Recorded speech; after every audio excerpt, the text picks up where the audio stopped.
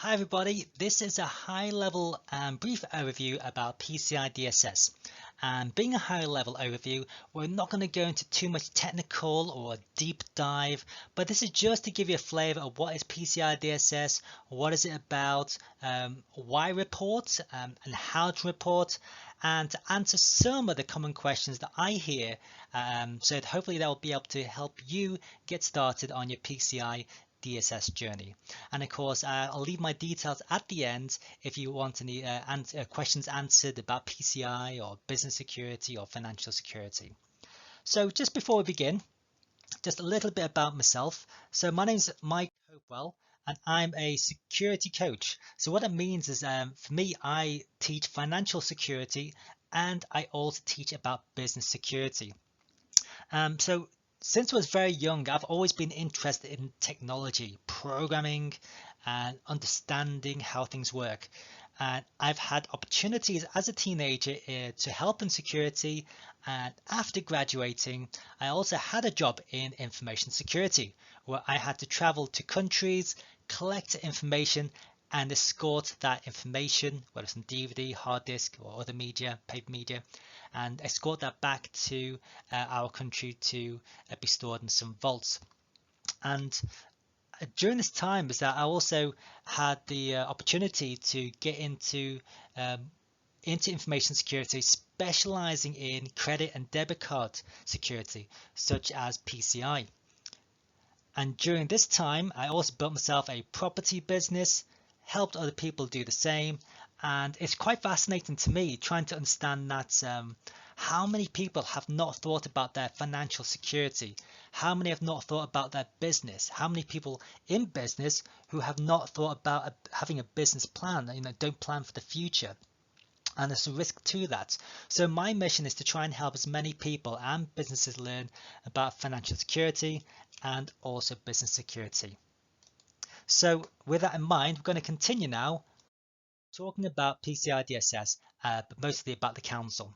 So the council is formed by around about 5 different payment brands. So let's just quickly take a look at that. We have MasterCard, Visa, Discover, JCB, and American Express. Now back in the early stages, I think it's around about 2004, they came together, but before that we had these payment brands having their own individual kind of data security standards.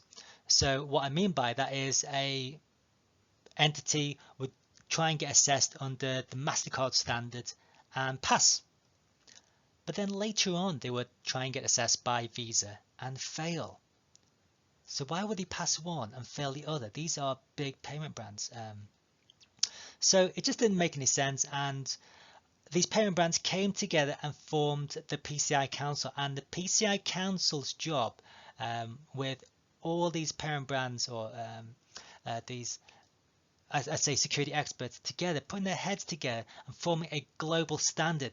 And that's the global standard that we have today, which is the PCI Dss, Data Security Standards. So in terms of reporting to these parent brands, you only need to conform or adhere to the global PCI Dss.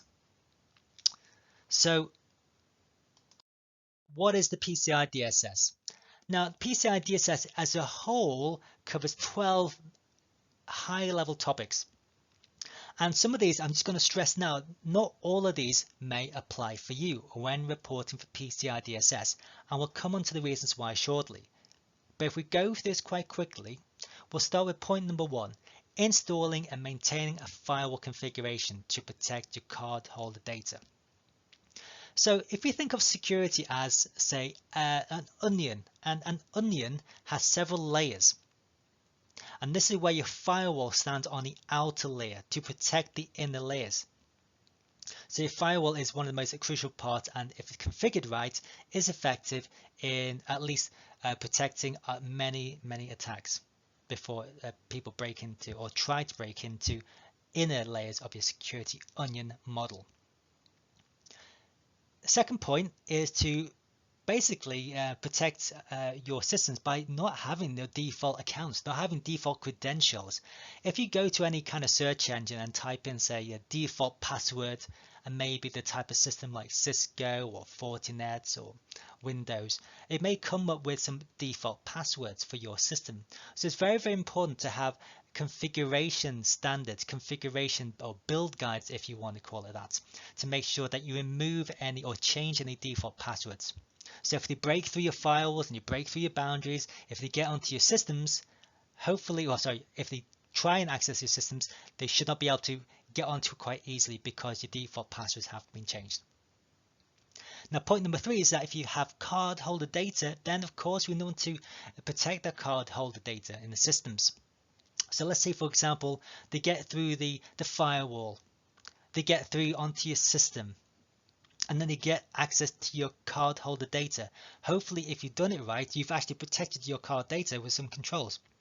For example, you may have encrypted your data. So even if your attackers get hold of the encrypted card data, hopefully the risk of abusing it is less, because hopefully they don't have access or methods to get to the raw card data, the original card data numbers. So protecting data in storage. Point number 4 is actually protecting data in transit. So what I mean by that is that as part of usual authorizing processes to authorize card data, is that you send card data across for authorization, and that might mean sending it across public networks such as the internet. So section 4 is really about having controls in place to make sure you protect the card data in transit. For example, good encryption may apply there. Point 5 is about protecting your systems in the first place. So let's say, for example, an attacker gets in, or they may install some bad software, malware, that may do some damage to your systems, or maybe steal card data or business data, or just general customer data. So you need to make sure that your antivirus is up to date. And also there might be, for example, human error. There's many cases, there's kind of what we call phishing attacks, where maybe yourself or your employees may click on some emails by accident, and that might inadvertently install some bad software. So hopefully by having the antivirus, anti-malware software up to date, it will remove any bad software. In point 6, we have to develop and maintain secure systems and applications. So what does that mean? Point 1 about the applications is making sure that you have processes in place to make sure you develop secure applications, because as we protect the networks, it gets very harder and harder for the attackers to break through the networks. So a lot of attackers, they try and access things remotely, and one of the vulnerable or points that we're shifting to is application security. So let's make sure that you get your application secure. Within that, we also have to protect your system. So you've got to identify or have processes in place to identify vulnerabilities in your systems. And more importantly, have some kind of prioritization that if you've got a set of vulnerabilities, what you're going to do in what order, and most importantly, what you're going to do about it to address those vulnerabilities. We then have point 7 about restricting access to card data or card data systems in general.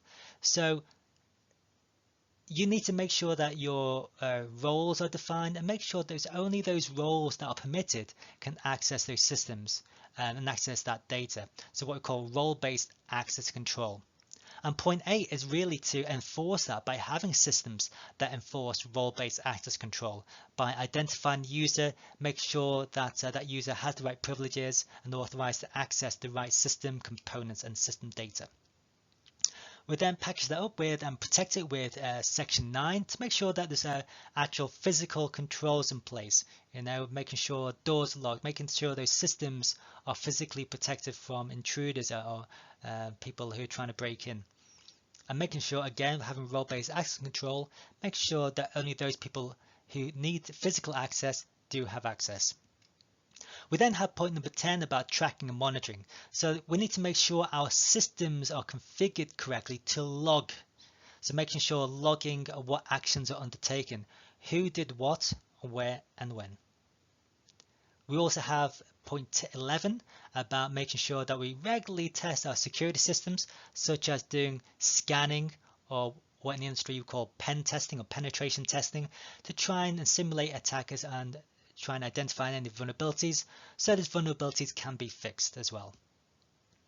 We then have point 12, which is about policies in information security. And this is really the do's and don'ts. So by enforcing the high level policies, and this is quite crucial, is enforcing the policies signed off by management. When you develop your procedures, you'll develop your procedures in line with those management approved policies. And if you follow your procedures, then hopefully you'll have the right output. Because in a lot of cases, if you ever get assessed or audited by an external entity, then they'll be looking for evidence as well that you follow your procedures. So how do you validate compliance? So one of the things we need to think about, and this is what I teach people, is that we need to think kind of like backwards and the reasons why. So if we understand the reasons why things are done in a certain way, we're able to understand what is required in order to address compliance. So what I mean by that in this case is that we have the payment brands, and the payment brands are the issuers. They issue the card to the customers, just like you and myself. Is that I've got a card issued by my issuer, in this case is the payment brands. I have Visa, MasterCard, etc., etc. But the payment brands don't know on the merchant bank or the acquirer side, the set of merchants, are they compliant or are they not compliant?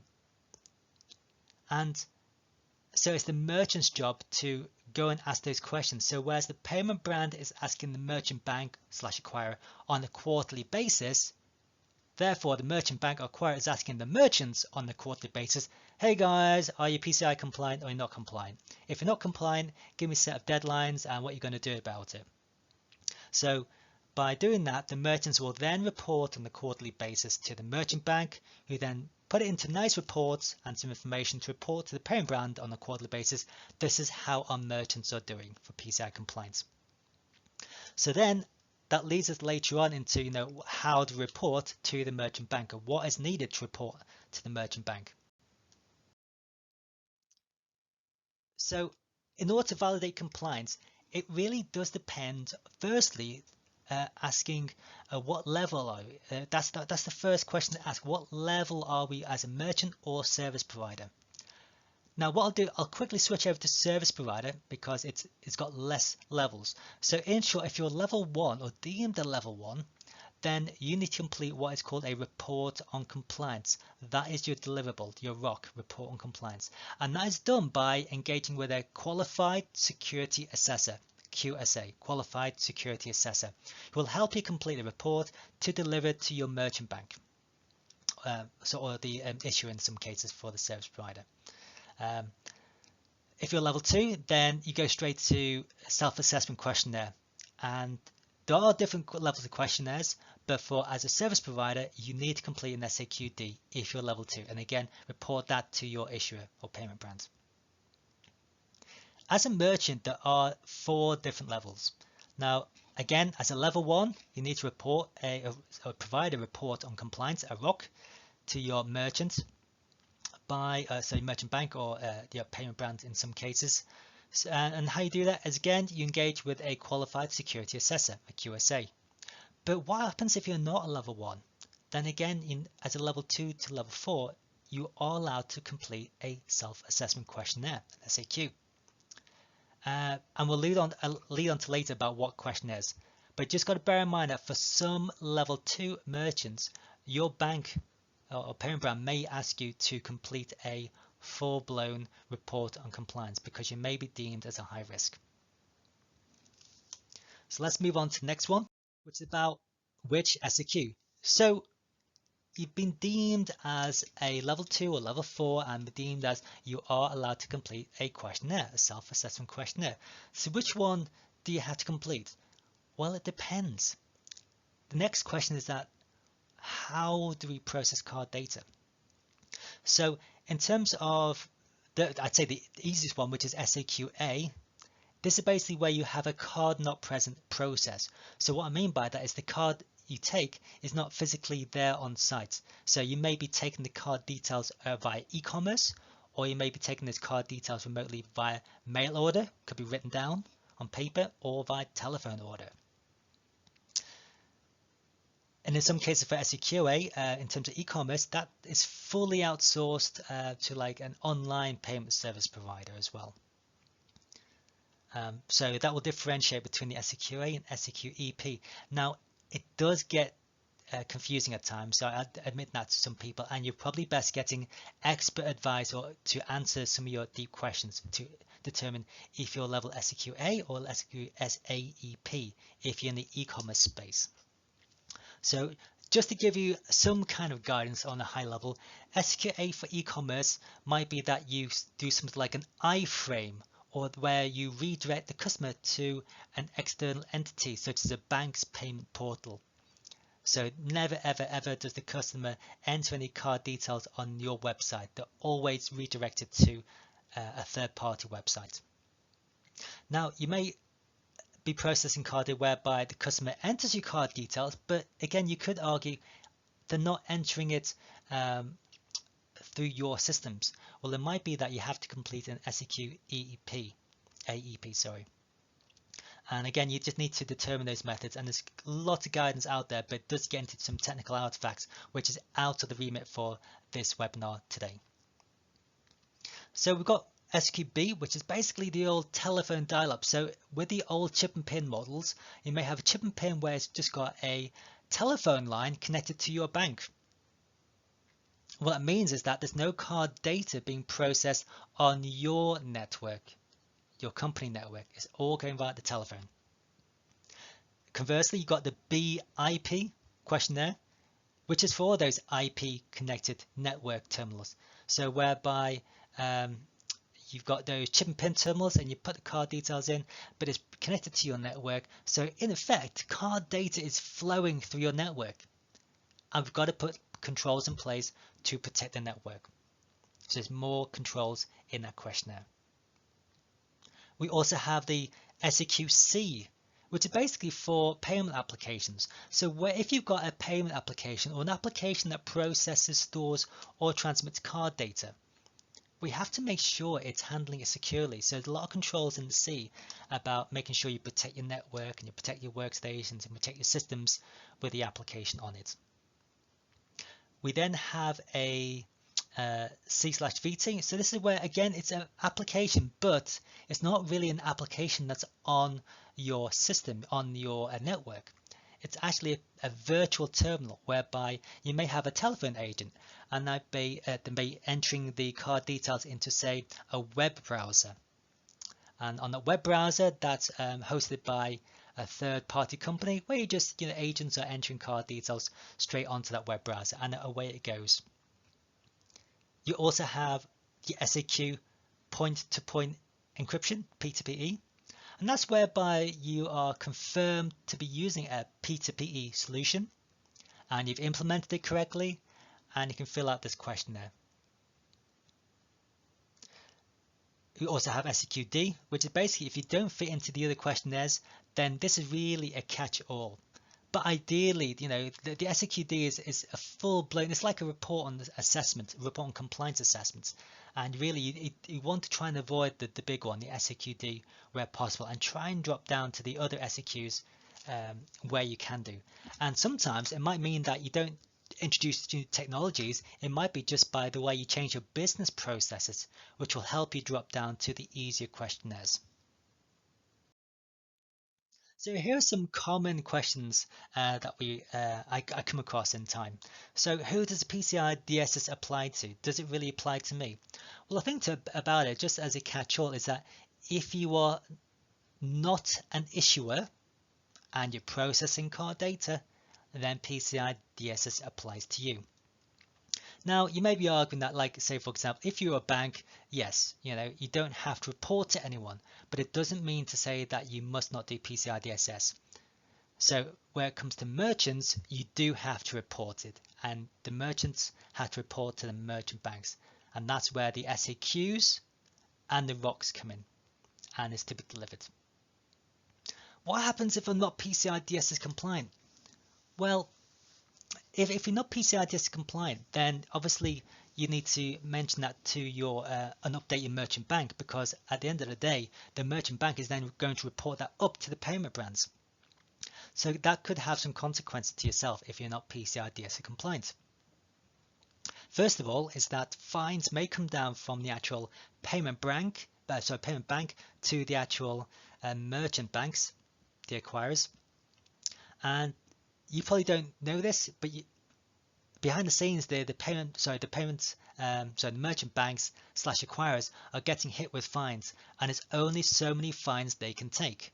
If you don't progress further, they are allowed, they're contractually, they can submit the fines down to yourselves. So not only will you have financial penalties, but there are other consequences where they could actually turn off your card facilities. And for a lot of businesses, that means you may have to shut shop. In other cases, it might just simply be reputational damage. So let's say, for example, if you do have a card breach, there's a loss of card data, then of course, reputation it takes a long time to build a reputation, but it only takes seconds to lose a reputation. So again, that can consequently lead to financial loss and lost revenue in the future. Another question is, how often is validation required? And I've worked with lots of businesses who tried and ignored PCI Dss, but it's come to the stage where they've come back to me to say, Mike, what can we do about this? Remember that PCI Dss compliance is 24/7, 365. But in terms of validating or attesting, you need to tell them at least annually by one of the reporting methods we mentioned earlier, which is the actual SAQ, that's the questionnaire, or the report on compliance. Now you may say, well, Mike, we don't process card data, but I've been asked to do PCI Dss. Why has that been the case?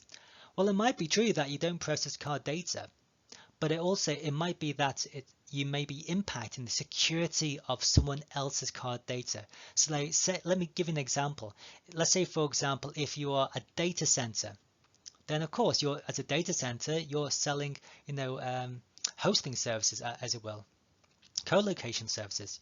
Your business is not to process card data, but your customers may be processing card data on their systems, and some of the questions in their questionnaire relate to physical controls, which they may not be able to answer, but your company might. So you might have to be fulfilling those answers and giving evidence to support their PCI Dss. Another example I've come across many times are e-commerce. It's quite notorious where e-commerce hosting providers say, no, PCI does not apply to me. But it may well do, and often the case it does. So let's say, if your clients, your customers are processing card data via their e-commerce systems, there's some questions about how will they protect those systems, such as changing defaults, doing updates, patching, also about other information security requirements. They may not be able to answer some of the things like your patching and updates or changing defaults. That might come down to your company, so they may need your support to help them answer some PCI questions. So I hope that helps. At least hopefully you got some value from this, and I'd really welcome to, and I'm trying to encourage you to have a go, and I'd really like to know how you get on. If you want to connect, there on the screen is my social details. Of course, feel free to ask any questions or leave a comment. And you can also leave a comment on my website. You just got to go to michaelhopewell.co.uk. You can also go to my blog, select a blog, and feel free to subscribe if you want to keep up to date with some information about financial security and also business security. So if you got value, feel free to share and like, and of course help other people. So I look forward to seeing you on the next video, and remember, doing security is not a compromise. Stay safe and stay secure. Bye for now.